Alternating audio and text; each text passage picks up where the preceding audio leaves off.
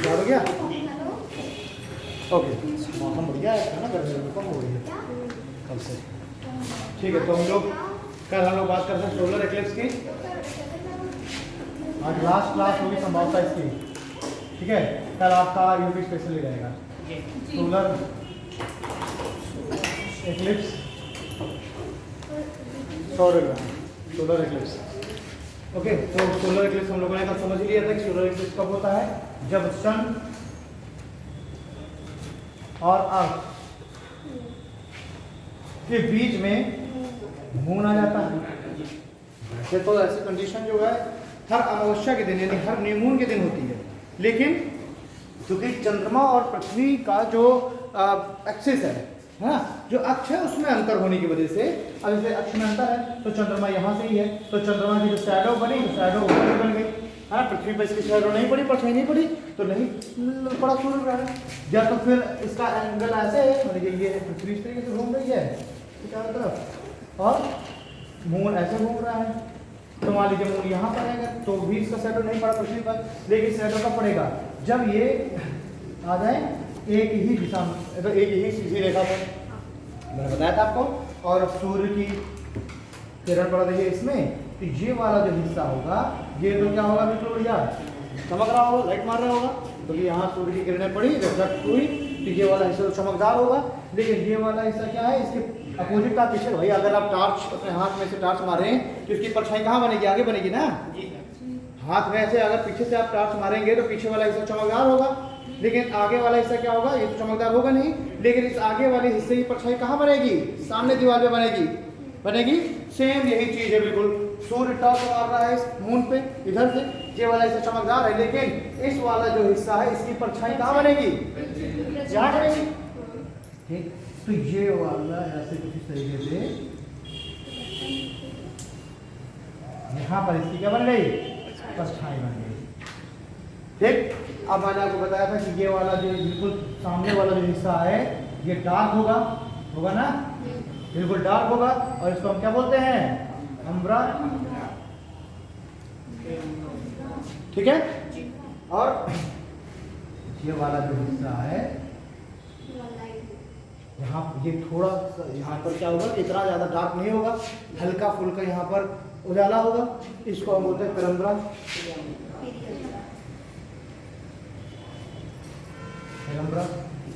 ठीक है। तो ये डार्क वाला हिस्सा होगा, ओके चलिए। तो आपको अम्ब्रा पेरम्ब्रा याद रखना। अब अगर कोई व्यक्ति यहाँ पर खड़ा है इस जगह पर, तो इसको सूर्य दिखाई देगा कि नहीं दिखाई देगा, बिल्कुल नहीं दिखाई देगा।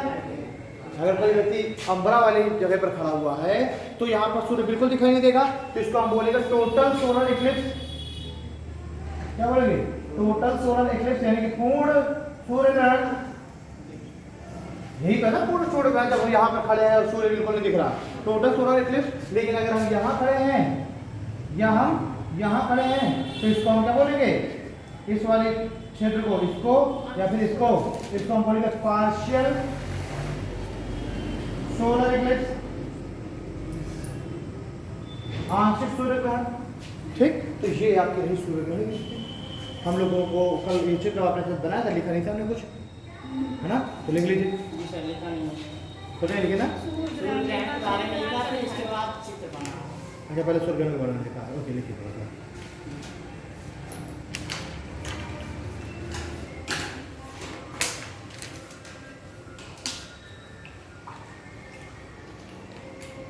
ये लिख लिए थे कि सूर्य ग्रहण हमेशा अमावस्या या न्यू मून के दिन ही होगा, सब लिख लियो ना, हाँ।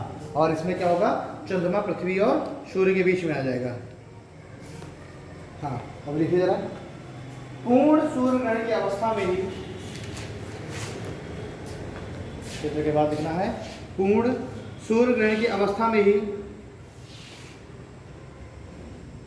पूर्ण सूर्य ग्रहण की अवस्था में ही सूर्य एक, पूर्ण सूर्य ग्रहण की अवस्था में ही सूर्य एक डायमंड रिंग के रूप में दिखाई देता है, सूर्य एक डायमंड रिंग की तरह ही दिखाई देता है।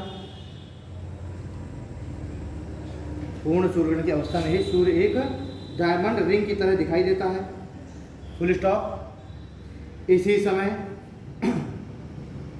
इसी समय कोरोना की सतह पर, हाँ वो सूर्य का जो ऊपर का जो पृष्ठभाग होता है उसको कोरोना बोलते हैं। इसी समय कोरोना की सतह पर पराबैंगनी किरणों, ब्रैकेट में लिख लेना ultraviolet rays, UV rays. और इस समय कोरोना की सतह पर पराबैंगनी किरणों, ब्रैकेट में यूवी रेज का संकेंद्रण हो जाता है। पराबैंगनी किरणों यानी यूवी रेज का संकेंद्रण हो जाता है। Full stop. ऐसी स्थिति में पराबैंगनी किरणों का संकेंद्रण हो जाता है। ऐसी स्थिति में अब ये मतलब यूवी रेज, अब ये यूवी रेज लिखा जाए, अब ये यूवी रेज, ऐसी स्थिति में अब ये यूवी रेज पृथ्वी पर, अब ये यूवी रेज पृथ्वी पर अधिक मात्रा में पहुंच रही होती है। अब ये पृथ्वी पर अधिक मात्रा में पहुंच रही होती हैं। ठीक है, फुल स्टॉप। अब ये तो जब पूर्ण सूर्य ग्रहण लगता है तो सब कहते हैं ना सूर्य को ना देखना सीधे डायरेक्ट आंखों से, अगर देखना तो चश्मा लगा के देखना। क्यों? यही चीज तो है कि जब पूर्ण सूर्य ग्रहण पड़ेगा तो अब क्या होगा, सूर्य की एक डायमंड जैसी स्थिति, डायमंड रिंग जैसी स्थिति बन जाएगी। यानी कि ये है सन और यहाँ पर क्या आ जाएगा, मून आ जाएगा, और केवल हमें सिर्फ इसका कितना हिस्सा दिखाई देगा, ये वाला हिस्सा दिखाई देगा। तो ये बिल्कुल छल्ला जैसा दिखाई देगा, नहीं दिखाई देगा भाई, बीच में तो मून है तो मून तो दिखाई नहीं देगा भाई। मून की वजह से सूर्य की जो बीच वाला जो प्रकाश है वो तो दिखाई नहीं देगा, मून ने उसको ढक लिया तो केवल कितना दिखाई देगा, गोल गोल चारों तरफ का। तो ये क्या है, डायमंड रिंग जैसी दिखेगी नहीं दिखेगी, है ना। मतलब अगर मैं इसको ऐसे ना बनाते, इसको ऐसे बनाऊं, इसको पूरा ब्लैक कर दूं, ना, तो अब केवल क्या दिखाई देगा, इतना हिस्सा दिखाई देगा, ये गोल गोल। अब इसमें क्या हो रहा है, इसमें क्या रहा है कि इस कोरोना में ये जो सतह है, इस कोरोना में अल्ट्रा वायलेट रेज का क्या होता है, हो जाएगा संकेंद्रण हो जाएगा, और यही अल्ट्रा वायलेट रेज सूर्य ग्रहण समय पृथ्वी पर आएंगी। और अगर हम इनको ऐसे देखेंगे डायरेक्ट आंखों से तो क्या होगा, हमारी आंखों को नुकसान करेगा। तो लीजिए ऐसी स्थिति, माता का लिख लिया था ना, ये और ये पराबैंगनी किरणें पृथ्वी पर अधिक मात्रा में पहुंचेगी, और ऐसी स्थिति हमारी आंखों के लिए खतरनाक होती है, और ऐसी स्थिति हमारी आंखों के लिए खतरनाक होती है, और हमें पूर्ण सूर्य ग्रहण को नग्न आंखों से नहीं देखना चाहिए, और हमें पूर्ण सूर्य ग्रहण को नग्न आंखों से नहीं देखना चाहिए। ठीक है, अब है डालो चंद्र ग्रहण, लूनर एक्लिप्स।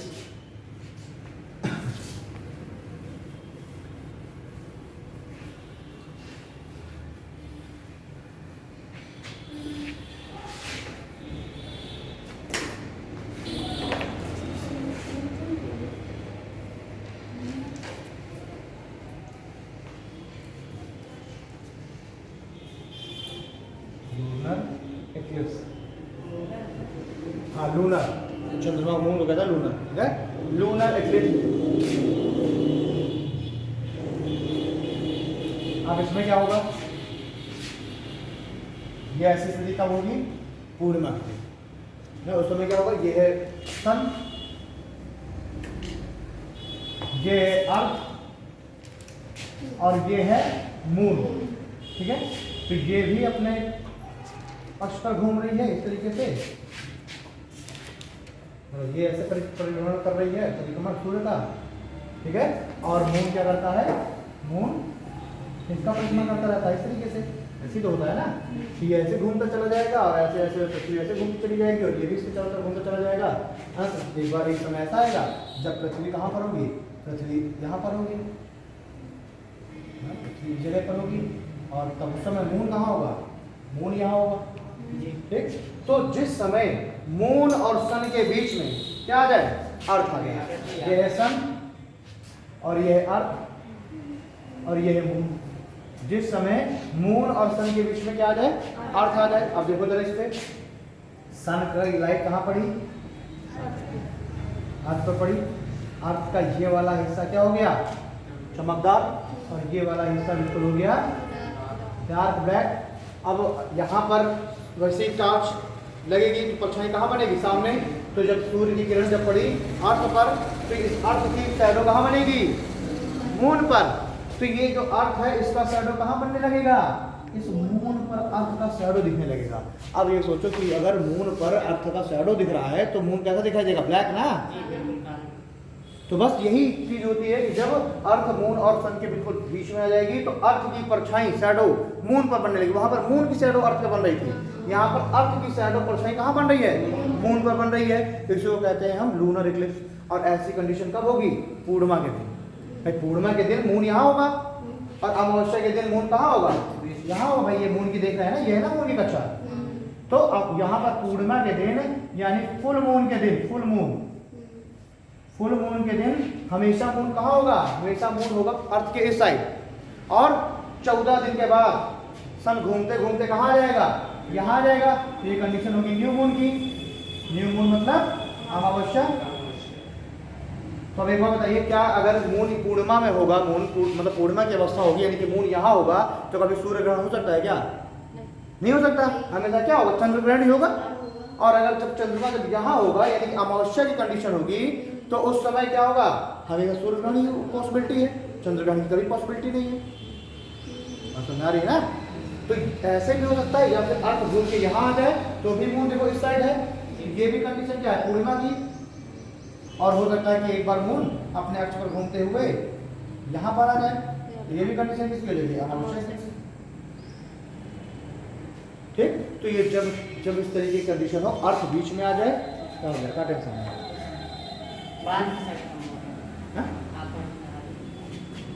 तो यहाँ पर क्या होगा, इसकी शैडो बनेगी मून पे। इस पर कभी कभी क्या होता है कि अच्छा, जब सूर्य का प्रकाश हमारे वायुमंडल में प्रवेश करेगा, पृथ्वी के कौन है ना, कौन है, सूर्य का प्रकाश जब पृथ्वी के वायुमंडल में प्रवेश करेगा, तो पृथ्वी के वायुमंडल में बहुत सारी गैसें हैं, बहुत सारे धूल कण हैं, है ना, बहुत सारे अन्य चीजें हैं, जलवाष्प है, धूल कण है, गैसें हैं।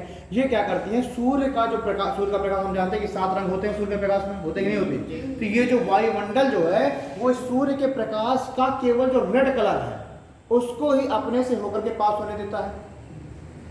सुना रहा ना, वायुमंडल में जब सूर्य की किरण प्रवेश करेगी, हमने बचपन में को पढ़ा है, सूर्य की किरण ऐसे प्रवेश की और ये हो गया क्या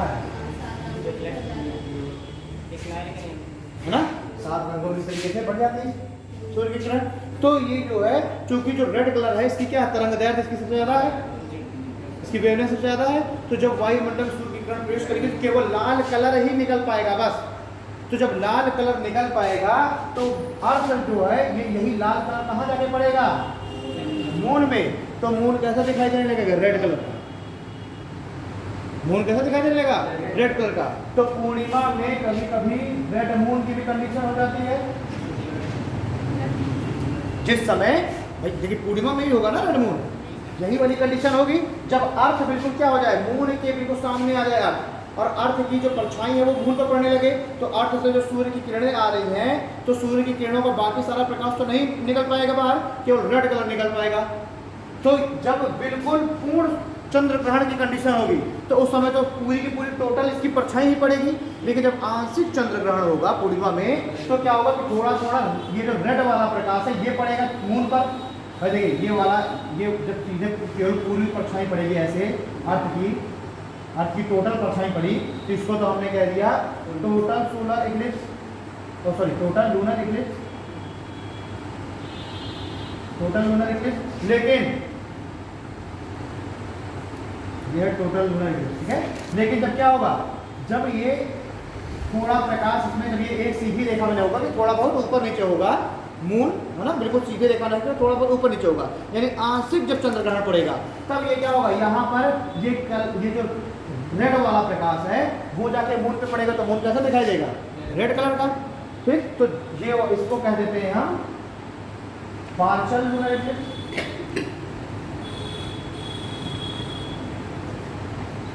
इसको भी अम्बरा बोलते हैं और इसको भी पेरम्बरा बोलते हैं, केवल सन वाले भर में नहीं बोलते। यहाँ पर भी जो डार्क वाला साइड है इसको अम्बरा बोलेंगे, और जो लाइट वाला साइड है इसको क्या बोलेंगे? पेरम्बरा। तो पेरम्बरा की कंडीशन में ही हमेशा जो रेड मून है वो कब बनेगा?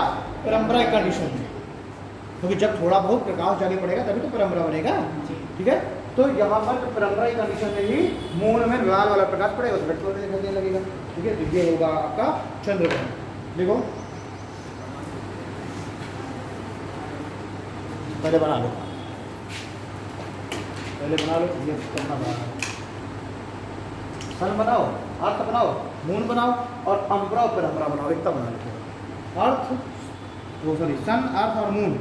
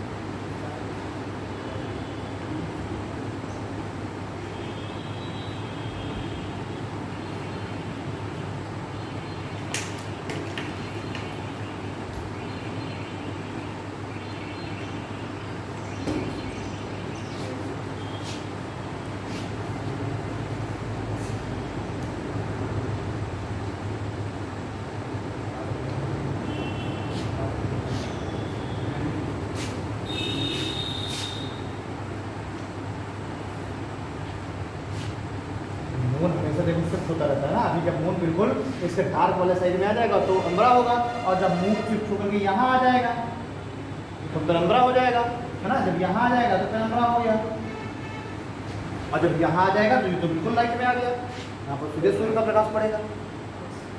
ठीक, तो सूर्य तो ये चंद्रमा तो लगातार ऐसे ऐसे देखो शिफ्ट होता जा रहा है। ये देखो, ये देखो, ये देखो, और जब यहाँ से यहाँ आ जाएगा फिर एक बार पेरम्बरा की कंडीशन आ जाएगी, तो अभी चंद्रमा सामने आ रहा है।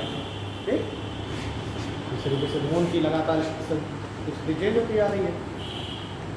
तो जब भी वो शैडो वाले क्षेत्र में आ जाएगा तो हो जाएंगी पेरम्बरा की कंडीशन। एक और कंडीशन होती है एंटेम्ब्रा, ANNTMUMBRA, एंटेम्ब्रा।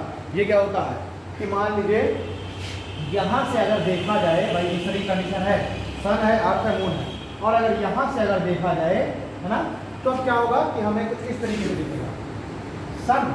सन के ऊपर इस तरीके से हमें अर्थ दिखेगी, और यहाँ पर हमें दिखेगा मून। यानी अगर कोई व्यक्ति से खड़ा होकर देख रहा है तो ये वाला हिस्सा उसको बिल्कुल क्या दिखाई देगा? ब्लैक कलर दिखाई देगा। ठीक, फिर उसके बाद ये एक अलग हल्का सा लाइट कलर ये दिखाई देगा, और ये बिल्कुल ब्राइट दिखाई देगा। ज़ूम करके देखिए, ऐसी कुछ कंडीशन दिखाई नहीं देगी, बीचों बीच बिल्कुल डार्क, उसके बाद कुछ हिस्सा जो अर्थ वाला है वो थोड़ा सा लाइट, और जो फिर जो सन जो दिख रहा है वो बिल्कुल ब्राइट, बिल्कुल चमकदार। तो ऐसी जो कंडीशन दिखाई देती है उसको बोलते हैं एंटेम्ब्रा। ठीक है, खैर लिखिए चंद्रग्रहण में, देखो चंद्रग्रहण का तात्पर्य, चंद्रग्रहण का तात्पर्य ऐसी स्थिति से होता है, चंद्रग्रहण का तात्पर्य ऐसी स्थिति से होता है जब, चंद्रग्रहण का तात्पर्य ऐसी स्थिति से होता है जब पृथ्वी सूर्य एवं चंद्रमा के मध्य आ जाती है। चंद्रग्रहण का तात्पर्य ऐसी स्थिति से होता है जब पृथ्वी सूर्य एवं चंद्रमा के मध्य आ जाती है, और यह स्थिति हमेशा पूर्णिमा को होती है, और यह स्थिति हमेशा पूर्णिमा को होती है, और यह स्थिति हमेशा पूर्णिमा को होती है। ठीक है, और यह स्थिति हमेशा पूर्णिमा की होती है। तो इस आप लिखिए, जब जब चंद्रमा का कोई भी हिस्सा दिखाई ना दे, जब चंद्रमा का कोई भी हिस्सा दिखाई ना दे तो उसे पूर्ण चंद्र ग्रहण, जब चंद्रमा का कोई भी हिस्सा दिखाई ना दे तो इसे पूर्ण चंद्र ग्रहण, तथा जब कटा हुआ हिस्सा दिखाई दे, तथा जब कटा हुआ हिस्सा दिखाई दे तो इसे आंशिक चंद्र ग्रहण कहते हैं। तो जब कटा हुआ हिस्सा दिखाई दे तो इसे आंशिक चंद्र ग्रहण कहते हैं।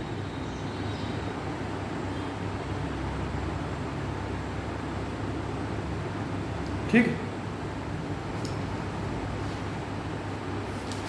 ये हो गया हमारा।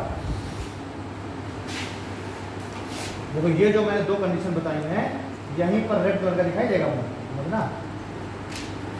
ये कौन से हिस्से में है जहां पर रेड वाली लाइट्स आ रही हैं, वायुमंडल से क्रॉस होकर के पृथ्वी के, ये वायुमंडल से क्रॉस होकर रेड कलर की लाइट, तो रेड कलर की लाइट जिस चीज पे पड़ेगी वो रेड तो दिखाई देगा।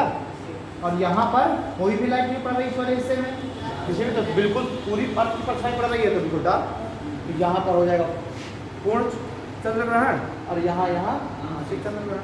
ठीक है, अब आई डालो अर्थ, अब अर्थ के बारे में करेंगे, हो गई समय पूरा कम हो जाएगा। अब आई डालो अर्थ, पृथ्वी,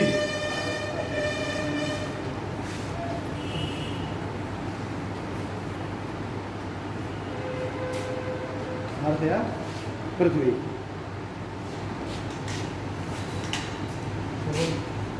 जब हम अर्थ को पढ़ेंगे तो कुछ चीज़ें तो हमें अर्थ में ये पढ़ी, भाई अर्थ क्या है, जो पृथ्वी का है, पृथ्वी का आकार कैसा है,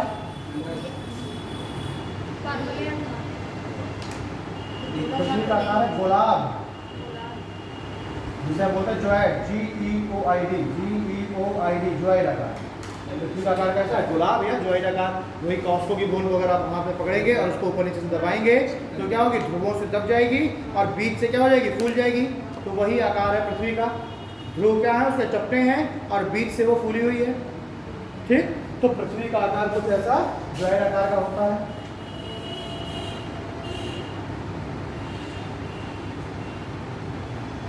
इस तरह का आकार है पृथ्वी का। ठीक है,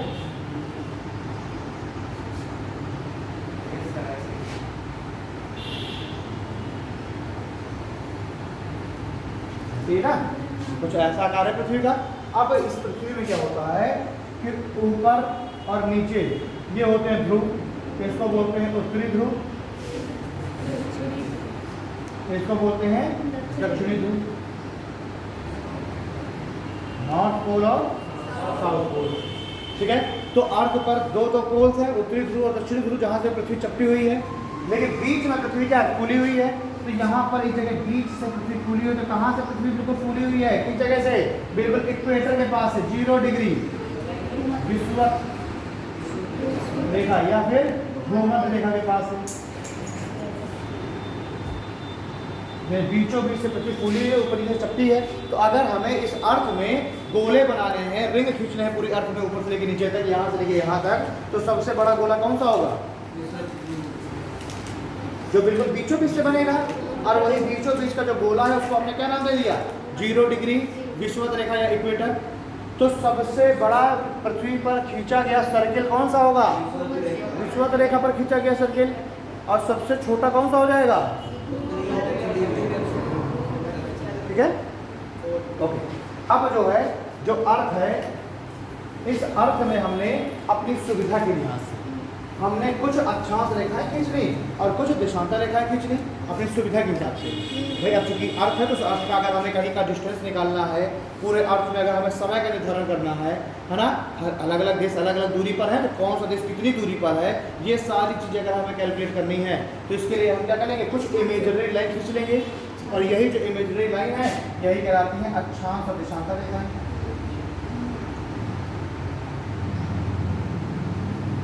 अक्षांश और देशांतर, लैटिट्यूड और लॉन्गिट्यूड।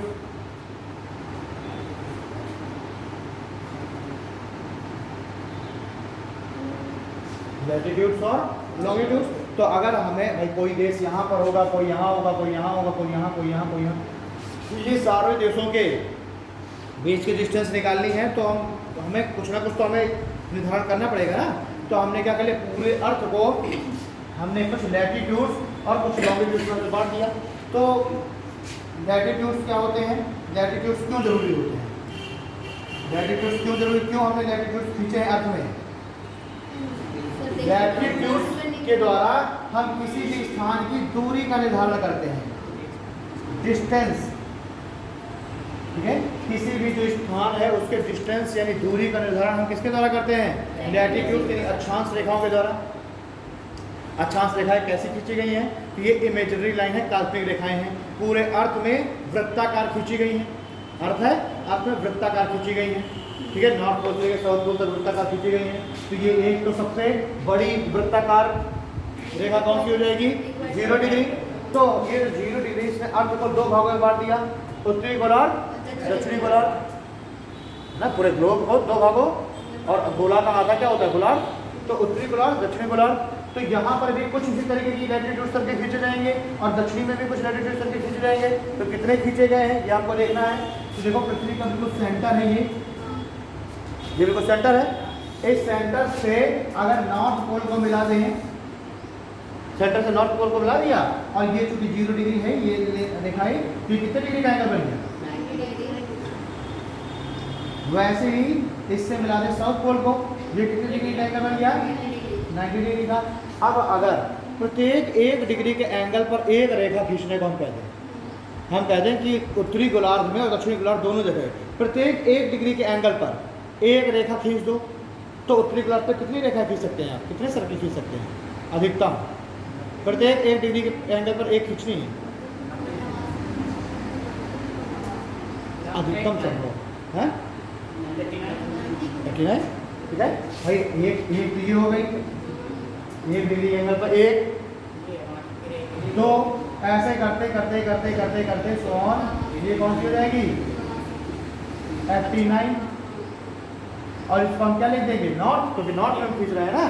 तो ये जैसे हो गई 1 डिग्री नॉर्थ, 2 डिग्री, ऐसे करते करते ये हो जाएगी आपकी 89 डिग्री नॉर्थ। और ये आपका क्या था? ये आपका 90 डिग्री नॉर्थ तो था ही ऑलरेडी, जिसे हम क्या कहते हैं? उत्तरी ध्रुव। तो हमने उत्तरी गोलार्ध पर टोटल 89 सर्कल्स खींच दिए, और 90 चूंकि क्या है, 90 बिल्कुल एक बिंदु है, 90 का एक बिल्कुल बिंदु है, तो हमने उसको सर्कल माना नहीं, ठीक। तो टोटल हमने 89 हमने नॉर्थ में खींच दिए, और ऐसे ही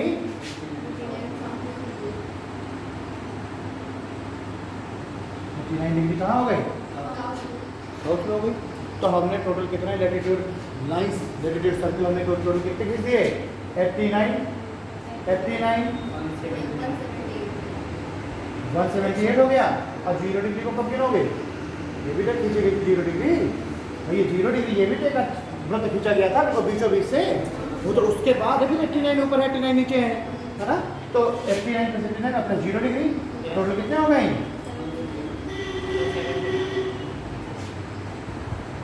179। तो टोटल कितने अक्षांश वृत्त खींचे गए हैं अर्थ पर? 179, 89 नॉर्थ में, 89 साउथ में, और 0 डिग्री, ठीक। ये तो हो गया लैटिट्यूड सर्कल, अक्षांश।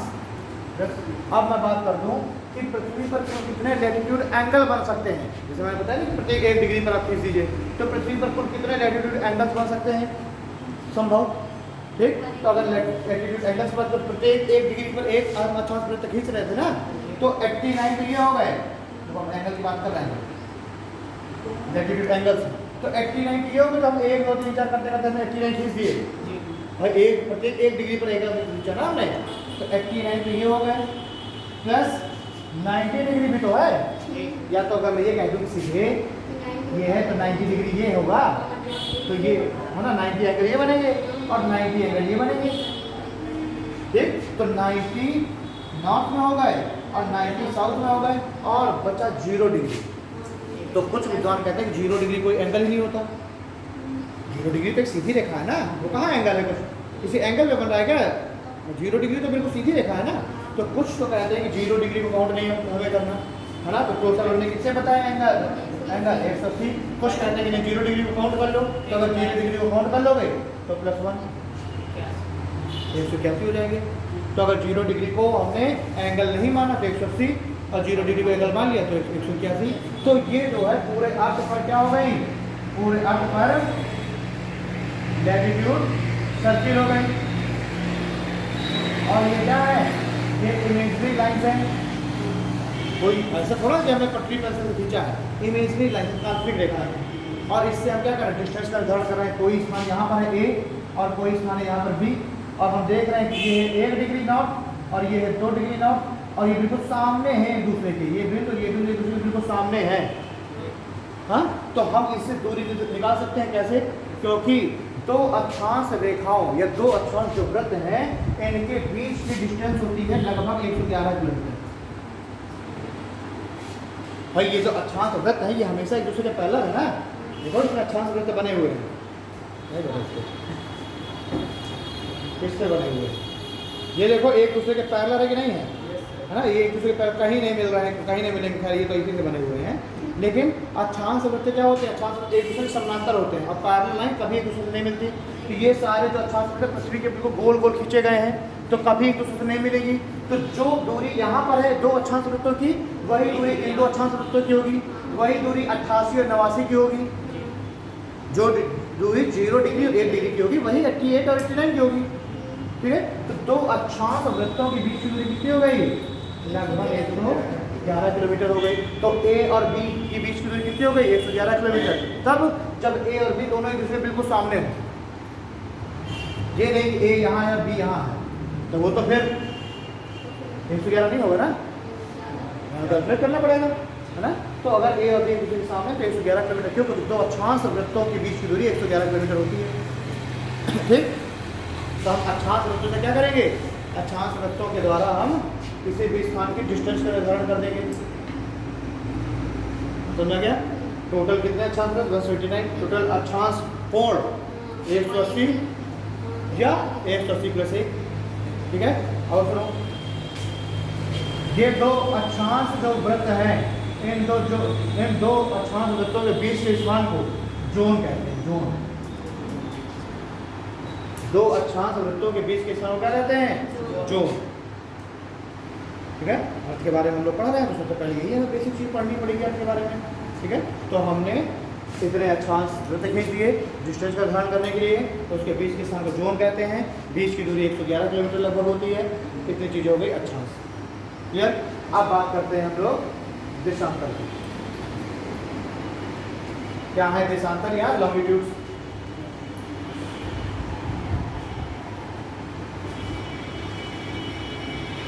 लॉन्गिट्यूड के देशांतर, तो जैसे कि अक्षांश वृत्त एक दूसरे के पैरेलल होती है ना, तो ये जो देशांतर है ये एक दूसरे के पैरेलल ना होकर के क्या होती है, ये 90 डिग्री नॉर्थ से निकलती हैं और 90 डिग्री साउथ में क्या हो जाती हैं, जाके मिल जाते हैं। 90 डिग्री नॉर्थ से निकली और 90 डिग्री साउथ में मिल गई।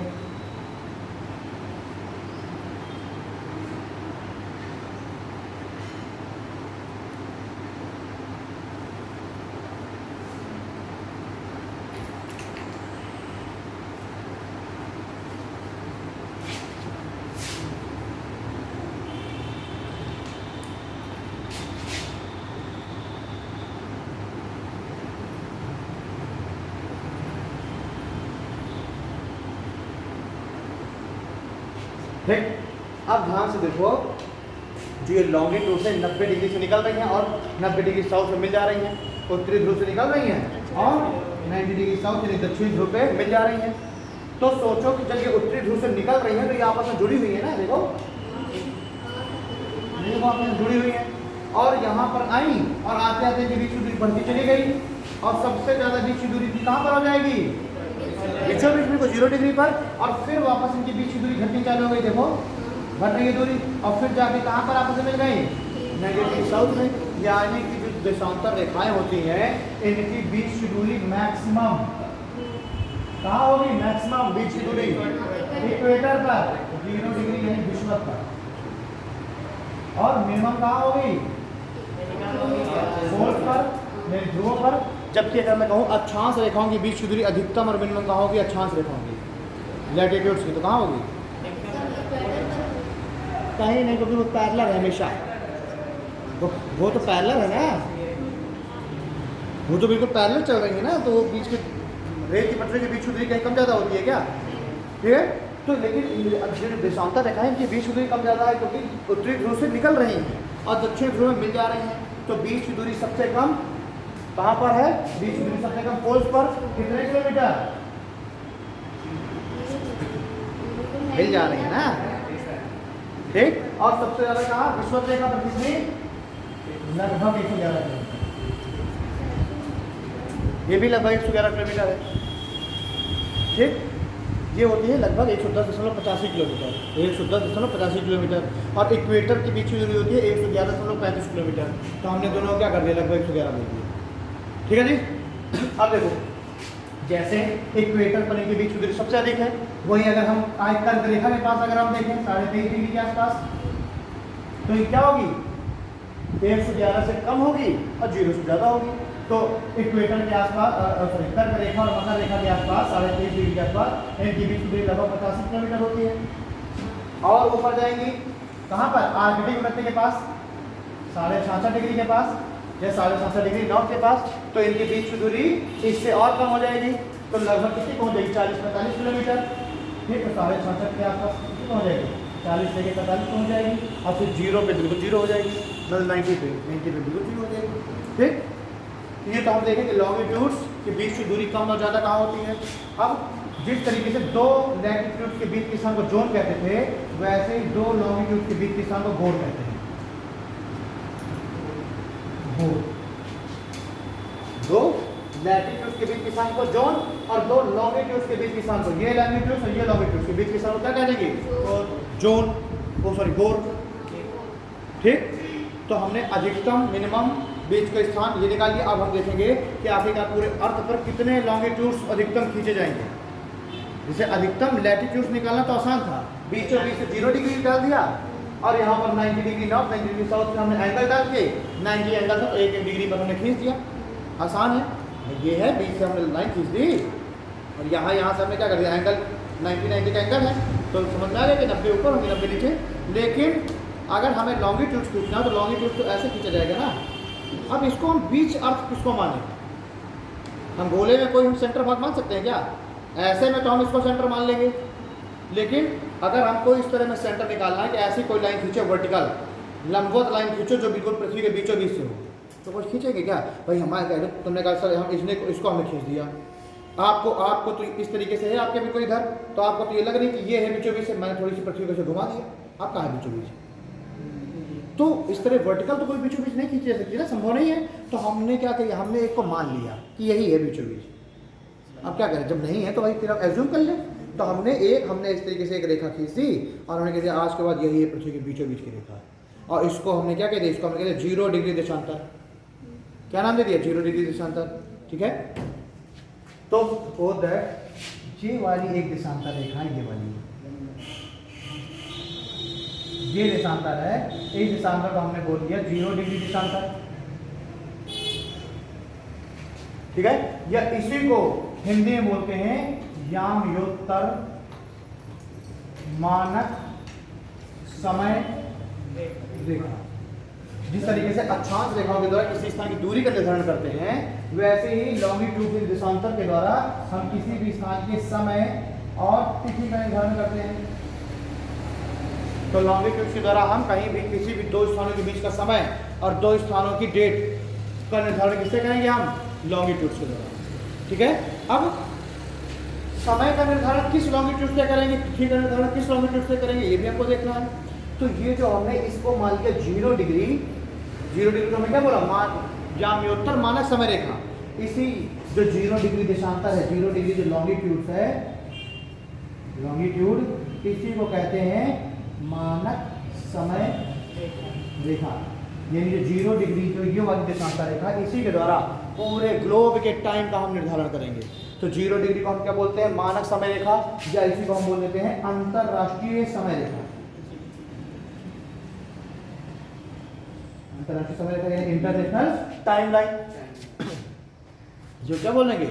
इंटरनेशनल टाइमलाइन, यानी किसी भी स्थान के समय के निर्धारण किससे करेंगे? 0 डिग्री के द्वारा। इंटरनेशनल टाइमलाइन होगी 0 डिग्री देशांतर। क्लियर? अब देखो ये 0 डिग्री देशांतर है, ये एक्चुअली होगी गुजर रही है ब्रिटेन के लंदन के पास स्थित है ग्रीनविच स्थान, ठीक है। तो यहाँ पर ये जो 0 डिग्री गुजर रही है लंदन के ग्रीनविच से, तो इसीलिए इसको क्या कहा जाता है 0 डिग्री को ग्रीनविच रेखा। और इसी ग्रीनविच रेखा के द्वारा पूरे विश्व के समय का निर्धारण करेंगे। तो मोबाइल में नहीं, मैच में लिखा हुआ था GMT, तो उसको क्या बोलते हैं ग्रीनविच मीन टाइम, GMT यानी ग्रीनविच मीन टाइम, यानी कि वो जो समय दिया है वो किसका समय दिया है, वो समय दिया है इस जगह पर क्या समय है, यहाँ पर इस जगह पर क्या समय बज रहा है वो समय यहाँ दिया होता है। और एक GMT लिखा होगा ग्रीनविच मीन टाइम, उसमें अलग समय दिया होगा, और एक लिखा होगा IST इंडियन स्टैंडर्ड टाइम, वो अलग लिखा होगा। तो ये समय अलग कैसे हो गया, यही देशांतर के द्वारा, ठीक। जो देश जितना ईस्ट देशांतर में स्थित होगा उसका समय उतना आगे होगा। जो जैसे ये हो गया ईस्ट गोलार्ध, ये हो गया वेस्ट, जैसे नॉर्थ और साउथ है ना, तो वैसे 0 डिग्री को हमने मान लिया मानक, तो 0 डिग्री के इधर वाला ग्लोब क्या हो जाएगा पूर्वी ग्लोब, मतलब ईस्ट हेमिस्फीयर, और इधर वाला क्या हो जाएगा वेस्ट हेमिस्फीयर। तो जौन सा देश जितना ज़्यादा ईस्ट में होगा उसका समय उतना पहले होगा, क्योंकि पृथ्वी पश्चिम से पूर्व घूम रही है ना, पृथ्वी घूम रही है वेस्ट टू ईस्ट।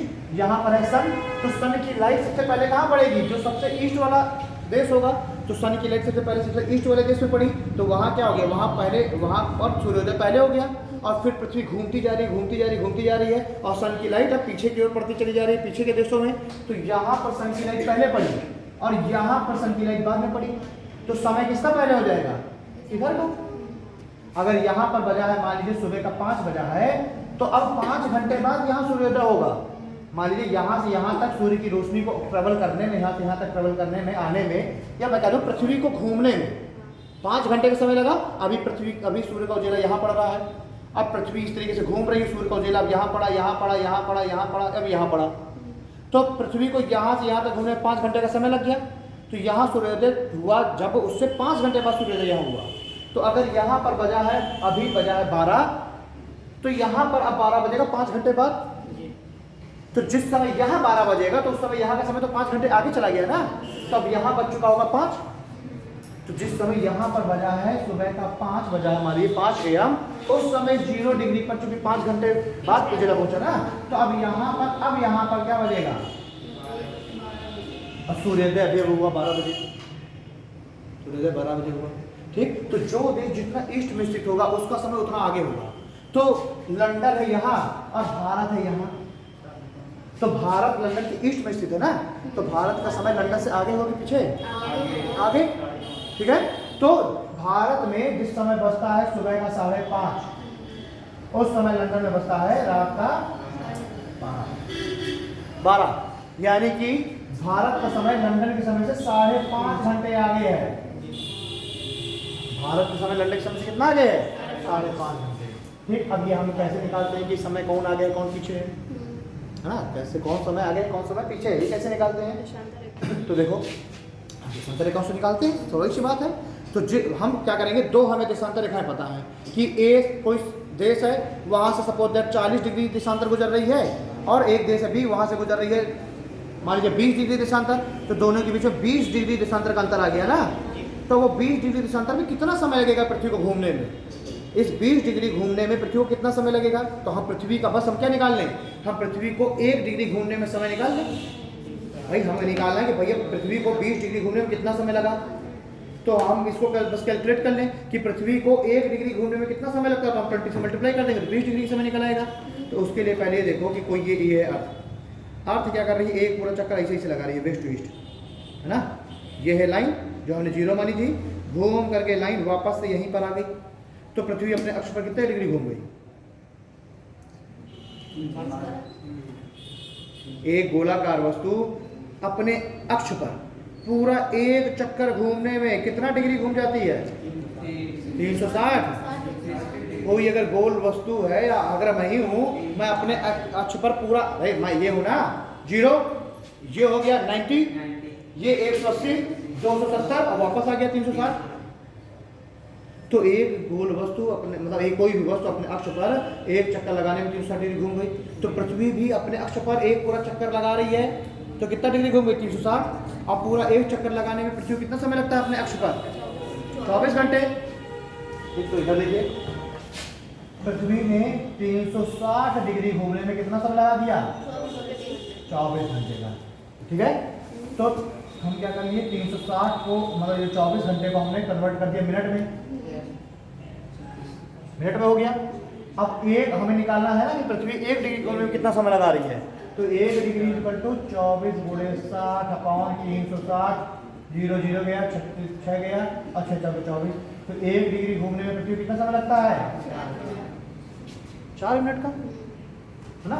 पृथ्वी को अपने अक्ष पर 1 डिग्री, बस ये है पृथ्वी, कितना 1 डिग्री घूमने में 4 मिनट, तो पूरा 360 डिग्री घूमने में 24 घंटे। ठीक, तो मैंने आपसे कहा कि कोई ए स्थान है जो कि 40 डिग्री ईस्ट में स्थित है और कोई बी स्थान है वो 20 डिग्री ईस्ट में स्थित है। भाई हम 40 से 20 की ओर आएंगे तो हम इधर की ओर आएंगे ना, तभी तो 40 30 20 10 0। तो 40 मान लीजिए ये है ए, ये 40 पर स्थित है और ये है बी, ये 20 पर स्थित है। तो इन दोनों के बीच में कितने देशांतर गुजर रही होंगी? 20 देशांतर गुजर रही होंगी। तो पृथ्वी को एक देशांतर घूमने में समय लगता है 4 मिनट का, तो इन दोनों के बीच में 20 देशांतर का अंतर, तो समय कितना लग गया? 20 गुणे 4 यानी 80 मिनट का। यानी कि इस स्थान और इस स्थान ए के और बी के बीच में कितने मिनट का अंतर होगा? 80 मिनट का। यानी कि 1 घंटा 20 मिनट का अंतर होगा।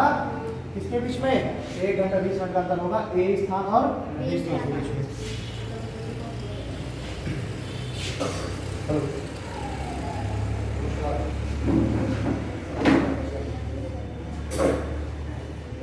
शाम को, हाँ, अरे वो शॉप का नाम याद आ रहा था, वरुण। ओके ओके, ठीक है, कुछ ठीक।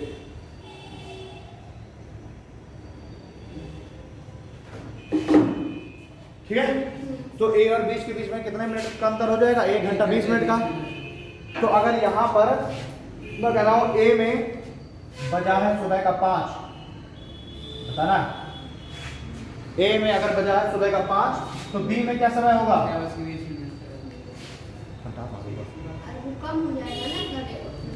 ए ए ए ये बी ये ए में बजा है सुबह का 5 तो बी में क्या बजा होगा?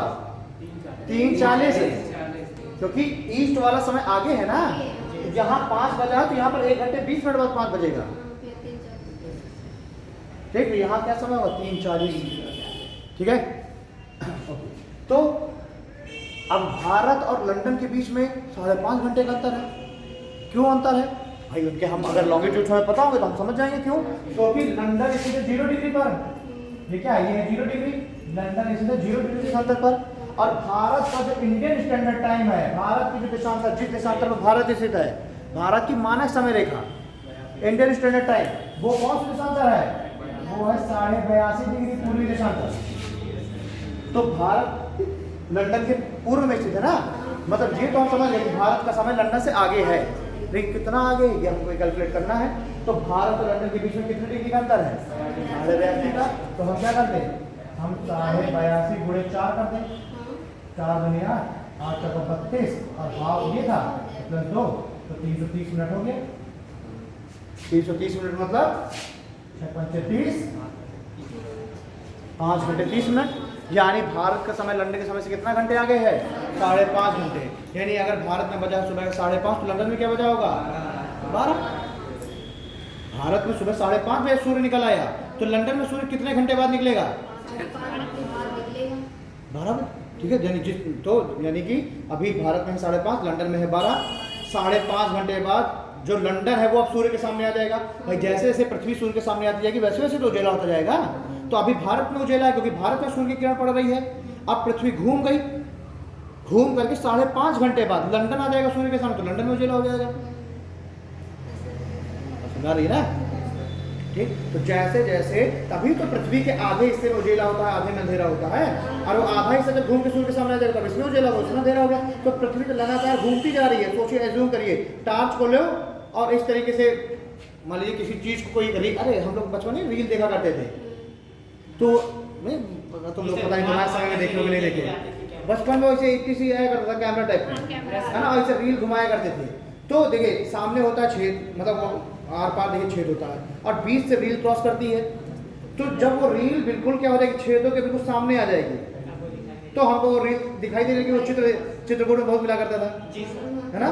तो वो रील जब क्या होगी, उस छेद के सामने आ जाएगी, तो सूर्य का प्रकाश उस छेद से अंदर आया ना, तो सूर्य का प्रकाश जब अंदर आके रील पर पड़ा तो हमको उसका इमेज दिखने लग गई, है ना। और जैसे ही हमने उसको और घुमाया वो इमेज क्रॉस कर गई तो हमें नहीं दिखेगी, जो भी सामने आएगा वो हमें दिखेगा। तो वही जो छेद है वही सूर्य का प्रकाश, और वो रील क्या है, पृथ्वी। तो जैसे जैसे पृथ्वी घूमती जा रही है और कोई भी स्थान सामने आता जा रहा है सूर्य के, वो स्थान क्या होता जा रहा है, प्रतिबिंबित होता जा रहा है, दिखता जा रहा है। और जो स्थान क्रॉस कर गया अंधेरे में चला गया। ठीक, तो अभी भारत है उजेले में, फिर धीरे धीरे दुबई आ जाएगा उजेले में, फिर धीरे धीरे जाके लंदन आएगा उजेले में। ठीक, तो आप कहिए कि सर सबसे पहले हम किसको मानेंगे, कौन सबसे पहले उजेला, उसको भी तो हम कोई मानक माने ना, कि भाई यहाँ पर ये डेट अगर चेंज हुई तो इस स्थान से चेंज हुई, यानी ये स्थान को हम मानेंगे कि ये सबसे पहले सूर्य के सामने आया। तो देखिए चूंकि पृथ्वी पर प्रत्येक 1 डिग्री एंगल पर घूमने पर हमने 4 मिनट, देखो सॉरी, पृथ्वी घूम रही है ना, और 1 डिग्री घूमने पर हमने 1 देशांतर माना हुआ है। पृथ्वी के हर 1 डिग्री घूमने पर हमने 1 देशांतर माना है, तो पृथ्वी के 360 डिग्री घूमने पर हमने 360 देशांतर मान लिया। तो अगर आपसे कोई पूछ ले कि अर्थ पर कुल कितने मैक्सिमम लॉन्गिट्यूड लाइन खींची जा सकती है, संभव कितनी है, क्योंकि 360 डिग्री एंगल है ना, प्रत्येक 1 डिग्री एंगल पर 1 देशांतर, तो मैं अधिकतम कितने हैं 360, तो पृथ्वी पर अधिकतम देशांतर रेखा कितनी हो सकती है 360। ठीक, अब ध्यान देना, जिस तरीके से लैटिट्यूड सर्किल थी वैसे लॉन्गिट्यूड सर्किल नहीं है।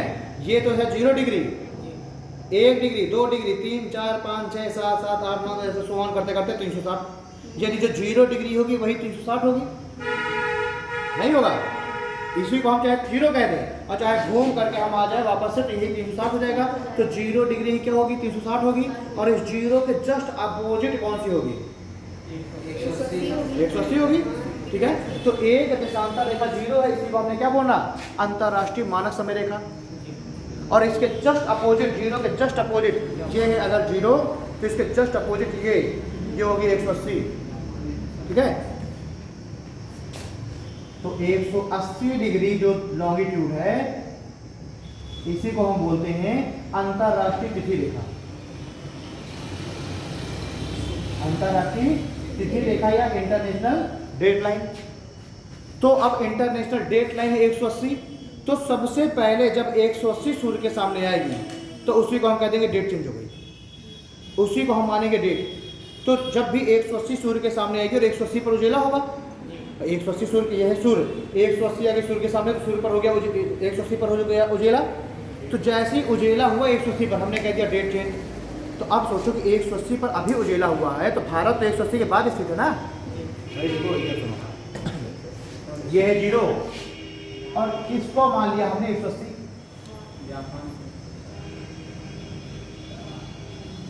इसको हमने क्या मान लिया 180। तो आधा ग्लोब ये है, इसको नींद आ रही है, आधा ग्लोब तो ये है और आधा ग्लोब ये है कि नहीं, आधा ग्लोब है ये और आधा ग्लोब में मिला के ये पृथ्वी गोल है ना। तो हम जब यहाँ से जाएंगे तो हम कहाँ निकल आएंगे, यहाँ निकल आएंगे। तो एज्यूम करिए कि आधा ग्लोब ये है और आधा ग्लोब है ये, तो इसको हम बोलते हैं पूर्वी गोलार्ध, और इन दोनों को हम क्या बोलेंगे पश्चिमी गोलार्ध। ठीक, तो ये है 0, ये है 180, ना, ये है 0, ये है 180। तो 0 से लेके 180 तक का जो ग्लोब है उसको हम क्या बोलते हैं पूर्वी गोलार्ध, और 180 से लेकर के वापस घूम करके यहाँ तक वाले को हम क्या बोलेंगे पश्चिमी गोलार्ध। ठीक, तो यहाँ पर है देखो लंदन, ये है भारत और ये है 180।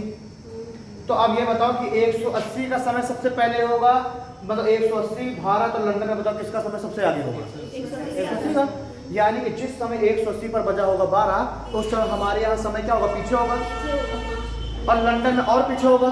तो लंदन और 180 में कितना समय हो जाएगा 12 घंटे का भाई, क्योंकि पूरे में 24 घंटे, तो ये जस्ट आधे में है ना, तो 12। यानी अगर यहाँ पर 180 में बजा है 12 AM, 12 AM, अब 12 AM पर हो गया है वहाँ पर उजेला। हमारे यहाँ है 12 AM में अंधेरा है, क्यों? क्योंकि अभी हमारा जो देश है वो अभी सूर्य के सामने नहीं आया, लेकिन सूर्य की किरण कहाँ पड़ चुकी है? 180 में। इसीलिए 180 में, अब बचपन में हम लोग न्यूज़ उसमें पढ़ते थे, जो बसों में मिलती किताबें, कि रात में सूर्य कहाँ दिखाई देता है? यही 180 में। हमारे यहाँ है रात, हम 12 बजे लेकर सो रहे हैं, रात है, समझो बात को। लेकिन यहाँ पर सूर्योदय हो चुका है लगभग, यानी कि सिंपल सी बात है कि यहाँ का समय भारत से लगभग 5 साढ़े 5 घंटा आगे होगा। चलो हम निकाल लेते हैं कितना आगे है। ये है 180, भारत किसमें स्थित है? 82.5 में। 180 और 82.5 के बीच में कितना देशांतर का अंतर आ गया? 180 में 82.5 घटा तो लगभग 97.5, 97.5, 97.5 गुणे 4, ठीक है, 7 चौक 28 की 8 लगे 2 मतलब 36, 37 38 और ये हाफ ये 2, तो 390 मिनट। 390 मिनट को कन्वर्ट करो घंटे में, 66 36 6 घंटे और हाँ 6.5 घंटे। तो यानी कि एक चलो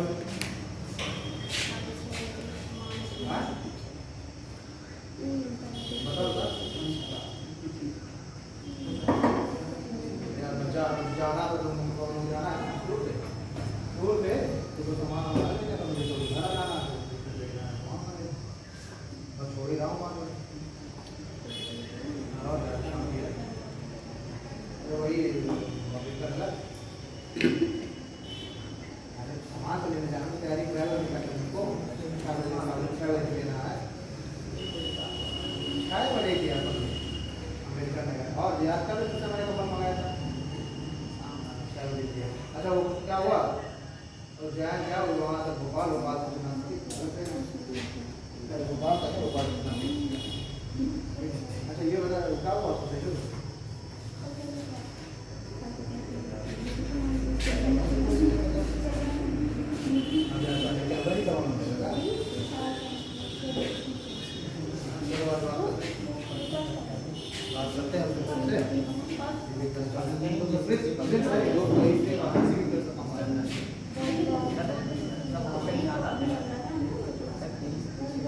बात कर लेते हैं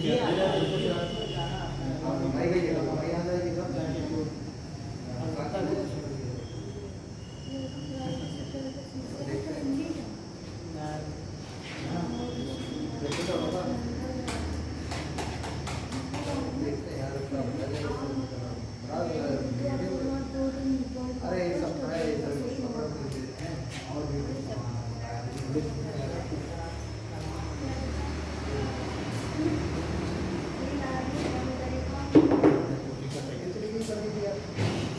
खड़ी कर दिया उसने बिना लॉक के। अभी जब कैमरे पे लगे थे उनका कैमरे भी खराब पड़े हैं। गायब हो गई सर। क्या गायब हो गई? एक स्टूडेंट की साइकिल तो उन्होंने से ताला नहीं लगाया, लॉक ना लगाया हो, चले गए बाहर लॉक से भी लगाया कि तुम लोग क्या नहीं रहते हैं बोल के। नहीं, लॉक उसने लगाया भी लगा भूल गया लगाना। और नहीं करता, नया सीसीटीवी करवाना पड़ेगा। वो पहले स्टोर वालों को लगा तो बाहर एक सबके स्टोर पे वो चले गए, वो लोग कैमरा में खोल ले गए। बगल में एक रेस्टोरेंट है उसका लगा था, तो वो रेस्टोरेंट भी इसमें बंद चला, तो वो भी बंद है। हाँ वो भी बंद है। वो मुझे फोन में बोल रहे सर आप हैंड ओवर कर लीजिए, आप ले लीजिए। वाइन वाला जो है वो भी एक महीने से कोई बंद है, उसके भी 27 ठंडे हो गए। कहाँ बोलते हैं हाँ, तो यानी कि 180 और भारत के बीच में कितने घंटे का अंतर है? 6.5 घंटे का। यानी अगर रात में 12 बजे कहाँ पर सूर्योदय हुआ है? 180 पर, तो भारत में कितने समय बाद हो रहा है? 6.5 घंटे बाद। लगभग उसी समय हमारे सूर्योदय होता है। मतलब लगभग देखे ना कि मतलब वहाँ से 6.5 घंटे, वहाँ पर अगर सूर्योदय मतलब सूर्य चमक गया 11 बजे, वहाँ पर सूर्य चमक गया कितने टाइम? 11 बजे। अब ये सूर्य थोड़ा देख के आएगा कि मैं 12 बजे चमकूंगा। अरे सूर्य चमक रहा है 11 बजे। उनने जो डेट का हमने निर्धारण किया वो हमने 12 बजे से किया। मान लीजिए हमने जो डेट डिसाइड की 12 बजे से की, तो वहाँ पर सूर्योदय 11 बजे हो चुका है। लेकिन उसके 1 घंटे बाद हमने क्या कर लिया? वहाँ पर डेट हमने मान ली जैसे ही अब सूर्य 180 पर आया, सूर्य, अब ये जो डेट है वो इससे डेट इससे नहीं चेंज हो रही कि दिन है कि रात है। सूर्य 180 पर आया कि हमने कह दिया कि भैया डेट हो गई आज 1 जनवरी, ठीक। और अभी इससे जस्ट पहले डेट क्या थी 31, अब से क्या हो गई डेट 1 जनवरी। सूर्य फिर से घूम करके पृथ्वी वापस से आ गया, डेट क्या हो गई 2 जनवरी। यानी जब भी सूर्य 180 पर चमकेगा तब भी क्या डेट हो जाएगी, चेंज, ठीक है ना। तो यहाँ से यहाँ और भारत के बीच में समय का अंतर है 6.5 घंटे का। यानी यहाँ पर जब भी सूर्योदय, यानी यहाँ पर अगर बजा है 12 तो हमारे यहाँ 6.5 घंटे पीछे होगा, यानी लगभग 5:30 बजा होगा, शाम का 5:30 बजा होगा। तो न्यू ईयर सबसे पहले कौन मनाएगा, 180 वाले। फिर कौन मनाएगा, हम। फिर कौन मनाएंगे, ब्रिटेन वाले। फिर कौन मनाएगा, यूएसए वाले। और सबसे लास्ट में कौन मनाएगा, जो 179 वेस्ट पर स्थित है। भाई 180 के बाद ये 179 वेस्ट है ना।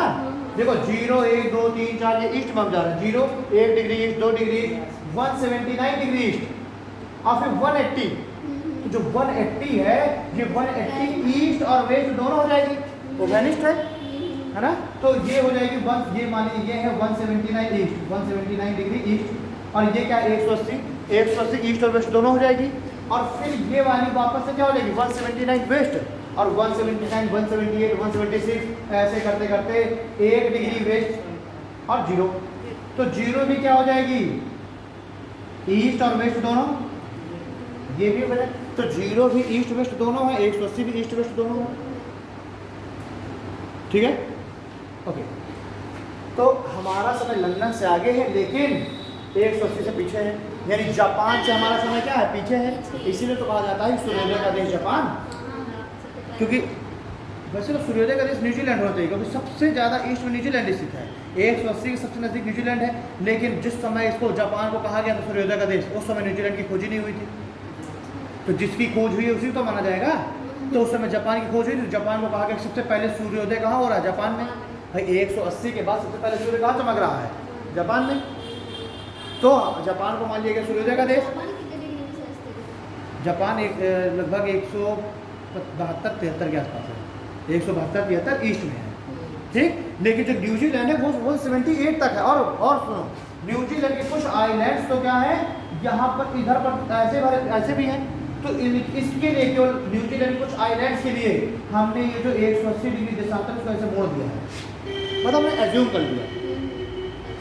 वरना क्या होता कि न्यूजीलैंड के कुछ आइलैंड्स में तो डेट 1 होती और कुछ में डेट 31 होती।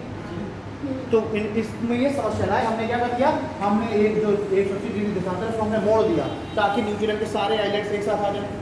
सेम वही काम हमने किया। यहाँ पर है अमेरिका और यहाँ पर है अमेरिका का एक स्टेट जिसका नाम है अलास्का, ठीक। और यहाँ पर देखो इस तरीके से रशिया, ध्यान देना, ये है रशिया। रशिया कहाँ स्थित है, रशिया इस तरीके से है ना, बहुत लंबे क्षेत्र में। ये है रशिया, रशिया ईस्ट देशांतर में है, रशिया ईस्ट गोलार्ध में है। रशिया का ही एक स्टेट हुआ करता था जिसका नाम है अलास्का, और रशिया ने भेज दिया था अमेरिका को। ये है देखो, ये है अमेरिका। तो अमेरिका से अलास्का वैसे देखा जाए तो दूर दिखाई देता है, क्योंकि अमेरिका के ऊपर यहाँ ये है अमेरिका है ना, अमेरिका के ऊपर यहाँ पर है कनाडा। तो अमेरिका का स्टेट है अलास्का, ये देखो अलास्का, ठीक है। अलास्का ये देखो, अलास्का रशिया के ज़्यादा नज़दीक है। लेकिन जब 180 डिग्री देशांतर को जब निकाला गया तो 180 डिग्री देशांतर एक्चुअली यहाँ से निकल, देखो अलास्का कुछ यहाँ पर था, ऐसे फैला हुआ अलास्का, इधर पर मैप देखोगे तो अलास्का ऐसे फैला हुआ है। यानी 180 डिग्री जो देशांतर है वो अलास्का के बीच से होकर गुजरता है। तो अलास्का अमेरिका के साथ पूरा हो जाए, क्योंकि अमेरिका का ही स्टेट है ना, तो यहाँ पर भी हमने 180 को ऐसे मोड़ दिया है, 180 ऐसे है, हमने ऐसे मोड़ दिया ताकि अलास्का क्या हो जाए, अमेरिका की तरफ पूरा। तो अमेरिका में अगर 1 जनवरी हो तो अलास्का में भी 1 जनवरी हो, वरना अगर हम इसको ऐसे सीधे लेके जाते तो आधे अलास्का में तो 1 जनवरी होता और आधे में होता 2 जनवरी, इधर क्यों है ना। और क्या 180 के बाद के जो डेट है वहाँ पर वो 1 दिन हमसे पीछे चल रहे हैं। यहाँ पर डेट होगी 31 दिसंबर, यहाँ और यहाँ डेट होगी 31 दिसंबर, और यहाँ डेट होगी 1 जनवरी। तभी तो भाई सूर्य सबसे पहले यहाँ चमका ना, तो यहाँ पर डेट चेंज हो गई। अब सूर्य बढ़ता यहाँ पहुँचा, तो यहाँ पर 12 घंटे बाद पहुँचा ना, अब वापस से घूम करके सूर्य जब यहाँ आएगा फिर से, तो अब यहाँ पर फिर 24 घंटे बाद ही तो डे चेंज होगी।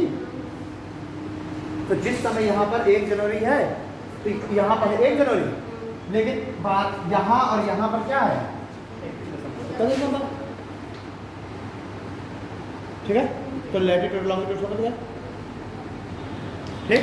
तो 180 डिग्री क्या होती है, अंतर्राष्ट्रीय डेट लाइन, 0 डिग्री अंतर्राष्ट्रीय टाइम लाइन, टोटल 360 देशांतर, ठीक है। हमने देखिए देशांतर रेखा, छांस रेखाएं, ये काल्पनिक रेखाएं हैं। देशांतर को 3 बार मोड़ा गया है, देशांतर रेखा को 3 बार मोड़ा गया। एक बार अलास्का इस तरह से मोड़ा गया, देशांतर ऐसे आ रही थी, एक बार ऐसे मोड़ा गया, मान लीजिए एक बार अलास्का को सेपरेट करने के लिए मोड़ा गया, एक बार फिजी आइलैंड को सेपरेट करने के लिए मोड़ा गया, और फिर एक बार न्यूजीलैंड को सेपरेट करने के लिए मोड़ा गया। ऐसे करके न्यूजीलैंड आइलैंड, न्यूजीलैंड बहुत सारे आइलैंड से मिलकर बना है ना न्यूजीलैंड। तो न्यूजीलैंड के बहुत सारे जो आइलैंड्स हैं वो ऐसे छितरे हुए थे इधर तक, तो उन सबको एक साथ करने के लिए, एक ग्रुप में करने के लिए मोड़ दिया गया। फिजी आइलैंड, खूब सारे फिजी आइलैंड्स हैं, उनको एक साथ करने के लिए मोड़ दिया गया। अलास्का को अमेरिका के साथ करने के लिए, यहाँ पर है अलास्का, अलास्का अमेरिका के साथ है, इसलिए अलास्का के साथ मोड़ दिया गया। तो इस डेट लाइन को 3 बार मोड़ा गया है, डेट लाइन को 3 बार मोड़ा गया, इंटर नहीं कर पाऊंगा। ये 0 डिग्री वाली, 180 वाली, डेट टाइम सर 180 वाली। हाँ, इसको 3 बार मोड़ा गया।